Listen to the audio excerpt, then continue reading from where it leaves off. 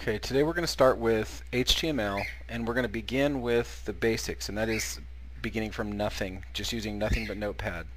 So I'm going to go ahead and start with Notepad. One way I open it is I just click Start, Run, and then I type in Notepad, and it comes up in a little window here. You can resize this to however you feel more comfortable. And then we're going to start off with just typing something. For example, I'm going to type in this is a tutorial, and if I go now to save this, I don't want to save it as just a text file. I want to save it as, I'll just do all files here, and I'll just call this mypage.htm, and I will click save, and you'll see that it appeared here on the window. Now you'll also see that it doesn't have an extension here. One way that you can fix that on Windows is if you have something like a folder open like this. Okay, so if you go up here to Tools, Folder Options, and then over here you'll see this thing that says View. There's usually a lot of different things in here that you can check or uncheck, but the one I'm going to look at here is Hide Extensions for Known File Types. If I click that and do OK, you'll see how this has a .exe on the end, and down here my page has a .htm on it.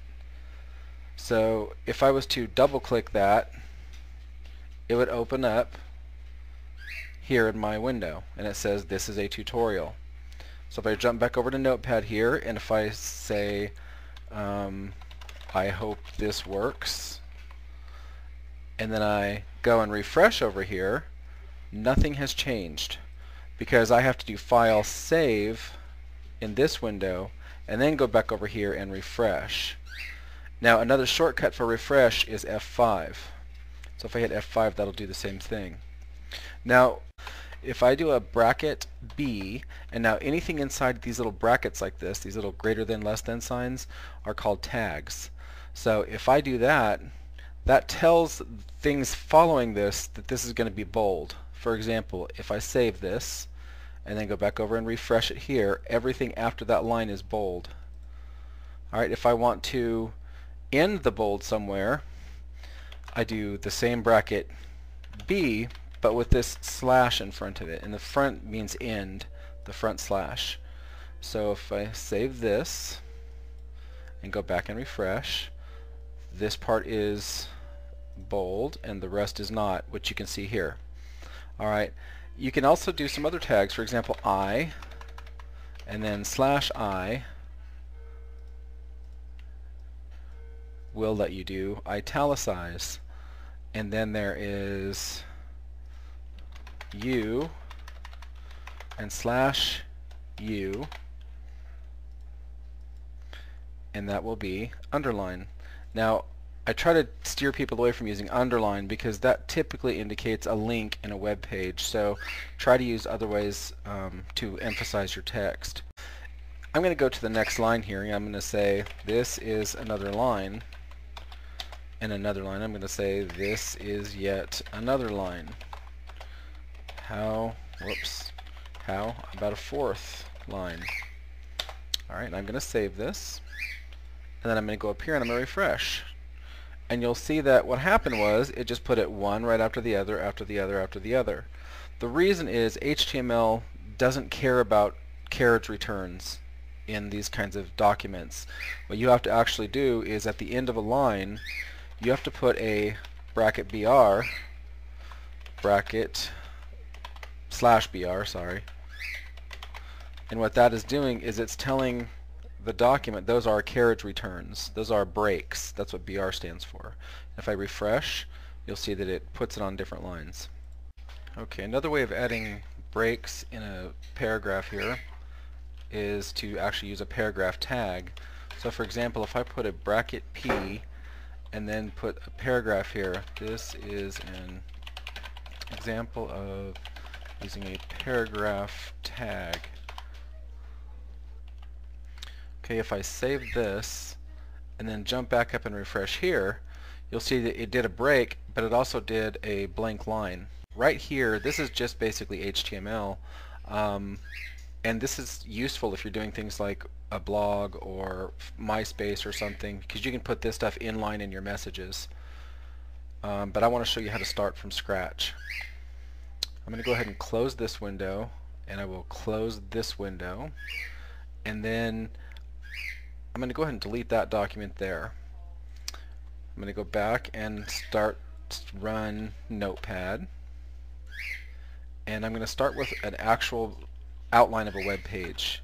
Every web page basically has to start with HTML and end with close HTML or end HTML. And inside the HTML there are some other tags that you'll always see. For example, head, and obviously end head, and under that will be body and end body. Now these spaces don't matter because, as I said before, HTML doesn't really see those. And so then inside the head you can put a title tag, and inside the title I can put this is, whoops, oh I guess it doesn't really matter, this is a cool page, and then I'm going to end my title. And again, you can have things on the same line or you can break them up like this. Sometimes I'll do it on the same line and then I'll tab over a little bit or space over a little bit just so I can kind of keep things separate. I'll probably put a space in between body here. Now the head is all the information, background information of the page, such as the title. The body is everything that will actually be seen on the page. So I'm going to put, you know, this is my page. And I will save this as coolpage.htm, and I'll just do save. And so you'll see it appears here. Now there's a couple ways to open this. If I double click it, it's obviously going to open in Explorer, but I can also start and then do open with Internet Explorer or Google Chrome or whatever browser I'm using. So I'll go ahead and open it back in Internet Explorer here. And it says this is my page, but you'll notice up here at the top it says this is a cool page, and down here at the bottom it says this is a cool page. That's because it's reading my title here. So if I change this to my page 1.0 and then I do save and go back and refresh this, you'll see that it's my page 1.0 now on the bar. Alright, so that's basic HTML. Every page will have, like I said, a begin HTML and an end HTML, and a begin head and an end head, and a begin body and end body, and the title is always inside the head. Alright. So rather than just have something that says this is my page, I'll take this opportunity to show you some other tags, and that is H1. That means heading, and so I'm going to type this as heading level 1, and then I got, of course, have to end H1, and then I might have H2 heading level 2. And actually I should be doing my tags in lowercase. That's kind of correct HTML coding. You'll see here that since I'm doing these in different cases, it will still work. It's just sloppy coding. Alright, and H4 heading level 4. I'm going up to 6 because that's how many heading levels there are. All platforms won't support all 6 levels, but most of them do. So H6 heading level 6. Alright, I'm going to go ahead and save this now. Jump back over here and refresh, and you'll see the differences in the different heading levels. Alright, so underneath this I'm just going to add a line and I'll start typing some text here. Like this is an example of the level 1 heading. And if I save it, jump back over and refresh, you'll see that it has regular text. And the reason it has regular text is because we closed H1. Now if I had inadvertently forgotten to close a tag like that, it would give me something like this. You notice not only does it not break, because headings automatically have a break, but it continues on with the same level, the same heading level.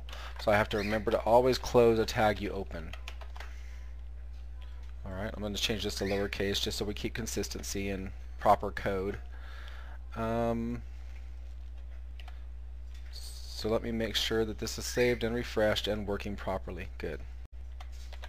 Alright, now there's another thing in here, and that is an align attribute. So for example, I can have heading, but I can do align equals center like this, and this align tag is deprecated, meaning it still works, but future versions of HTML or XHTML, as the case may be, may not actually work with this.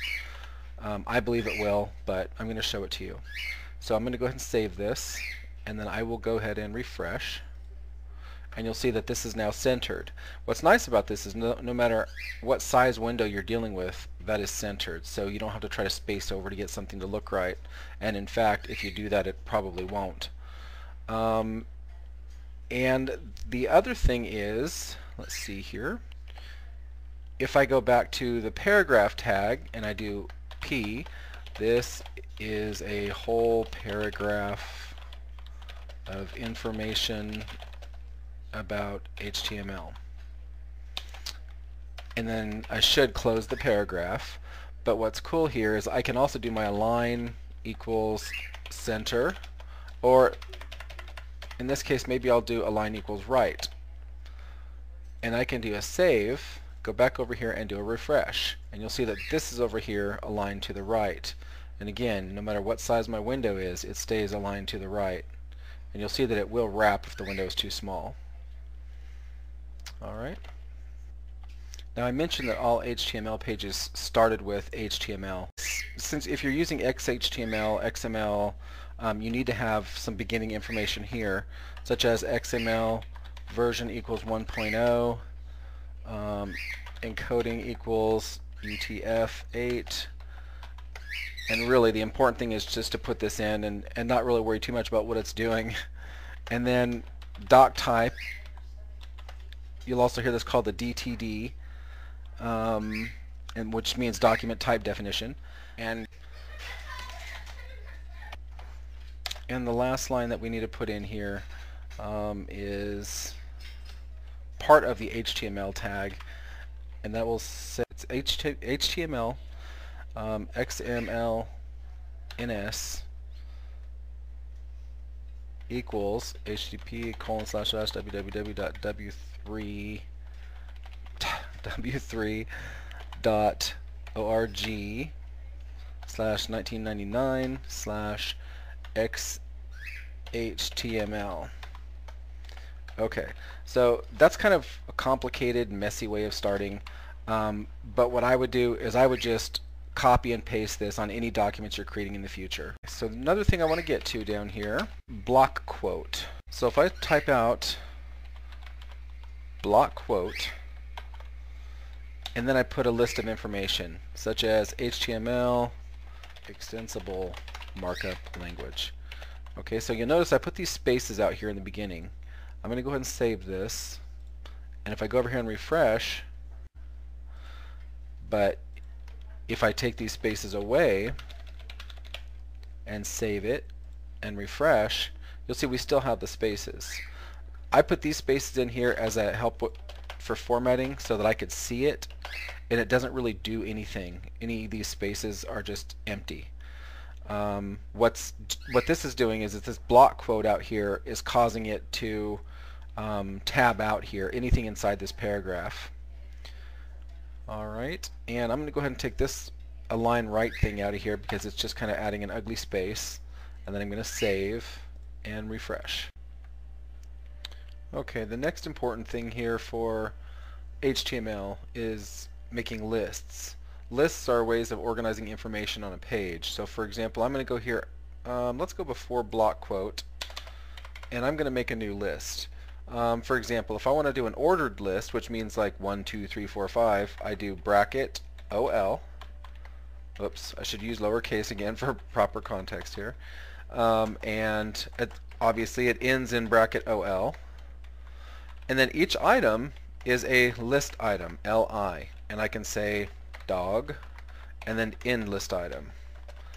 And then list item cat, and then end list item.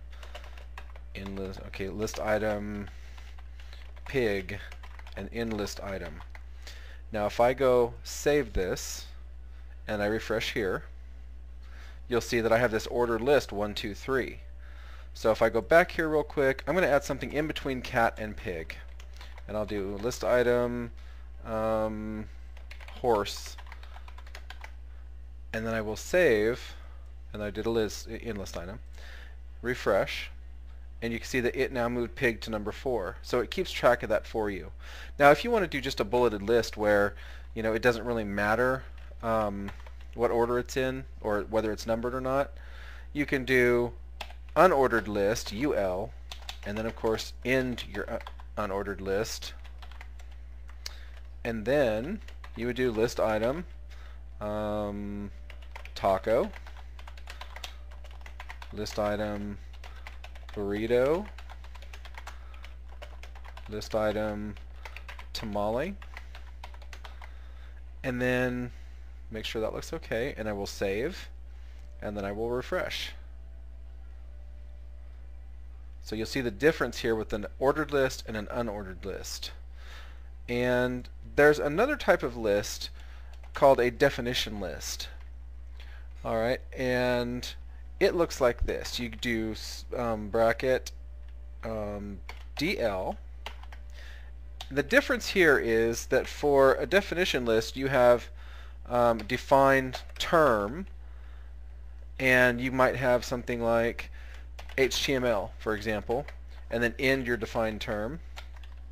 And then after that you have defined data, and this could be the definition. So HTML stands for hypertext markup language. Language. And then a bunch of other information could go here. And then of course you end your defined data, and then you have to make sure you end your definition list here. Let me just do one more. Definition 2. This could be WYSIWYG, and I'll go down here for the DD, and I'll say WYSIWYG stands for what you see is what you get. And I will end that and make sure I have my NDL, and I'm going to save this and refresh. Now, so this comes out, and this is a definition. It puts the word here and the definition here. Now, had this text been longer, for example, I'm going to copy this, whoops, not the DD part, and paste it, and paste it, and paste it, so that when you come back here and refresh, you'll see that the definition comes out as a little extra block. Okay, so I want to go back to the top here. I'll do it before the H1 tag.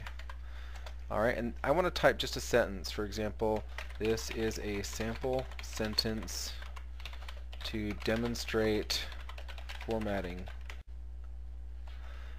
And then I will put H2O and let's see, 28. Let's just put the 0 for degrees.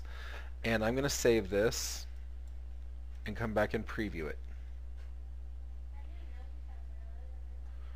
Alright, so you'll see up here, this is a sample sentence to demonstrate formatting. Okay, now you'll see that I did the break wrong. So if I do the BR and then the break and then the end, sorry, come back here and refresh, it will work. Now the reason I put this text here is so that I can demonstrate some extra formatting, and that is if I want this 2 to go down, that's called a sub, and then I can end sub.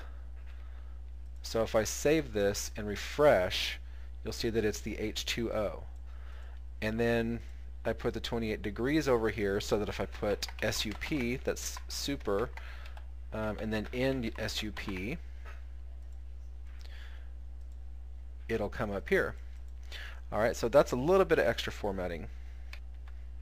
If I jump back over here and I want to have something crossed out, for example, I might take out the word sample, but I might want to still have it shown. So I can put the word strike in front of it and then end strike after it. So let me save it, refresh. and you'll see that it shows up as a strike through. So another thing I want to get to down here, another thing that's important is if you're trying to put a special character such as a copyright symbol, you might want to insert it in here. You can actually put a ampersand copy and then semicolon, and if you save that and refresh it, you'll see the copyright symbol in there. Now this ampersand and then end with a semicolon way is the way that you can put other special characters too. So for example, ampersand NBSP semicolon adds a space. So if I put ABC, you should see a space now before the text. Alright, that's the only way. So if I wanted to put a space after ABC and do 1, 2, 3, and I refresh, there's only one space. Alright, but if I was to put this ampersand 1, 2, 3, 4, 5 and take out all these extra spaces here, you'll see that I have my 5 spaces. So here right at the top of body, I'm going to put home and then a space, and then there's a pipe symbol usually next to the backsplash, and then I'll put email me space pipe, and then I'll put askgriff.com or yahoo.com or whatever you want to put, youtube.com, and CNN. Let me put a paragraph at the end of this here. Okay, so if we start here and we have this basically a menu bar across the top, and again if we save this and refresh it over here, you'll see that it's up here. Well, what we can do is we can make this a link. So for example, if we come up here and we want to make a link, let me go ahead and make a link off of the menu first, and I can do this href, and what that means is anchor hyperlink reference equals, I know that's confusing, but just go with it for a second. If I do http://www.askgriff.com, for example, and then I put wahoo and then in my anchor here and save this, when I refresh, there's a thing here that says wahoo, and if you look down here at the bottom, when I put my mouse over it, it shows you where it's going to go. And if I click that, I'm not going to click it because I'm not sure exactly. Oh yeah, I do. It'll go to Ask Griff. Alright, and so I'm going to go back here, and you'll see that the color changed. We'll get into that later. But I don't really want it to say wahoo. I might want it to say Ask Griff or askgriff.com or something like that. So I'll save this and refresh it, and now it says askgriff.com and it still points to askgriff.com. Alright, so if I was to take this piece of code here, cut that and paste that inside here, it's in line, and if I go and refresh, one of my menu choices is now active. And this file is called coolpage.htm. So if I wanted to link to that, I can do something here. Instead of home, I will do anchor href equals and then coolpage.htm, and then I'll put home and then end my anchor. And what this means is, since this over here is linked to http:// this is an absolute link. Alright, the other link is linked to another file in the same folder or on the same web page. Okay, and those links are called relative links. But it's going to look for coolpage.htm in whatever folder it's already sitting in.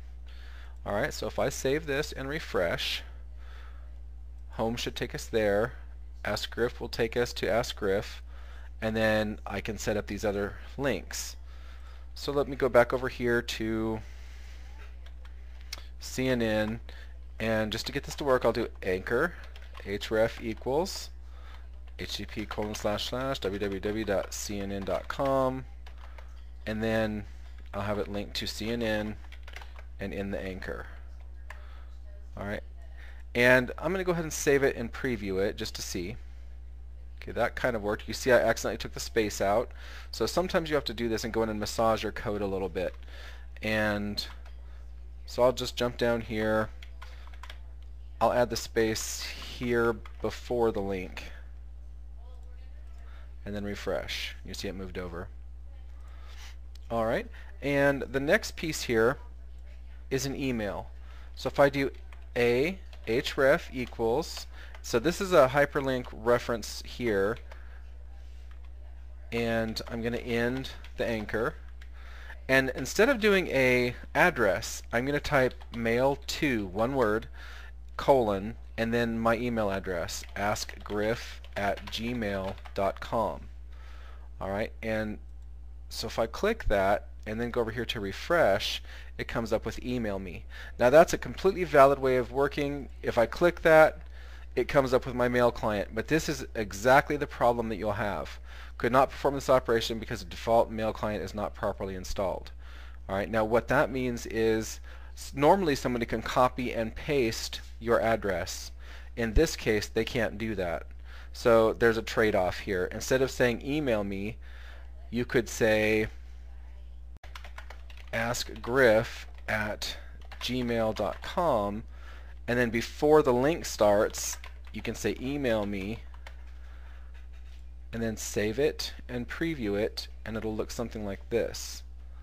Alright, now even though you can click it and it'll do the same thing, your users can then copy and paste into a program like Gmail.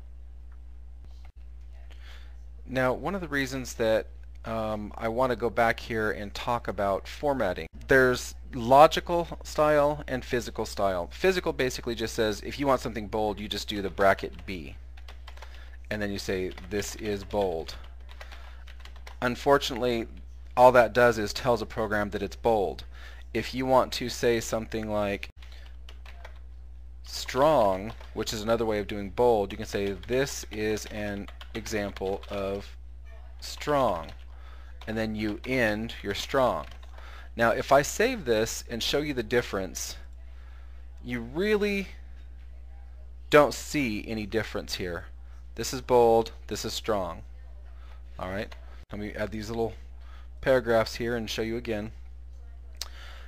It looks to you like probably the same exact thing, but for accessibility reasons it's important to use strong instead of bold, because screen readers for people who have sight deficiencies or blindness, they have screen readers, such as there's a program called JAWS that will read a web page for them.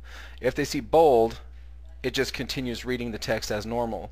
If it sees the word strong, it will emphasize that word during the reading. Alright, so that's why some of these codes are being deprecated and new codes are taking place. And a lot of times you'll wonder, why are we doing it strong if bold is so much easier, or why are we doing, when you can italicize something, you know, why are we saying emphasis instead of the I? And that's some of the reason. Alright, one more thing here, and that is going back to the body tag. And some of this stuff is going to be changed with CSS, but some of the functions here is you can do body BG color equals and then orange, and that means background color equals orange. So if I go back and preview, my background color is orange. Now what's nice about this is that if you don't know the number, like a color range, you can just type yellow, and if you save it, the background color changes to yellow. But if you want to try to match something exactly, there are a couple different ways to do that, and that one is to have an RGB color, background equals RGB, and then there are three numbers. The first is red, the second is green, and the third is blue, RGB. So for example, if you wanted it goes up to 255 red, 0 green, and 0 blue, and you save this, it's going to be all red because there's no yellow and no blue. So if you add some green to this and you say I want this to be about 100 and save, you get this orangish color. And I can add some blue, say 200, and refresh. And so you can see that you can really match colors this way. Now there's another way of doing this, and that is also using RGB, but it's using a number. So there are 6 digits. If I do 00, 00, 00, 0, this is red, this is green, and this is blue. Alright, so if I want it all green, I can put, say, 99 here, and that's not going to be all green, but I'll talk about that in a second. And you'll see that it's very green. Alright, but if you want it to be some blue also, and refresh, it's kind of a teal color. And there is a list in the back of your text, Web Development and Design Foundations with XHTML, and really most web design books. There's a chart in the back that will give you both versions of the code usually. So all zeros is black, all F's is white, and you can see those in your book. Now if you decide you wanted something besides a color, you wanted a background graphic, you can actually do background equals and then put the name of your picture, griff.jpg or something. And then if you save it and refresh, it's not showing anything because I don't actually have that picture in the same folder as my web page, which is important. Alright? But it's important that you also realize that a lot of these things here are going to be going away in newer versions. Especially once you get into CSS, you won't be really setting a lot of your color tags and your background tags and stuff because the CSS is going to control all that. So I hope that gives you an idea of how to get started with HTML.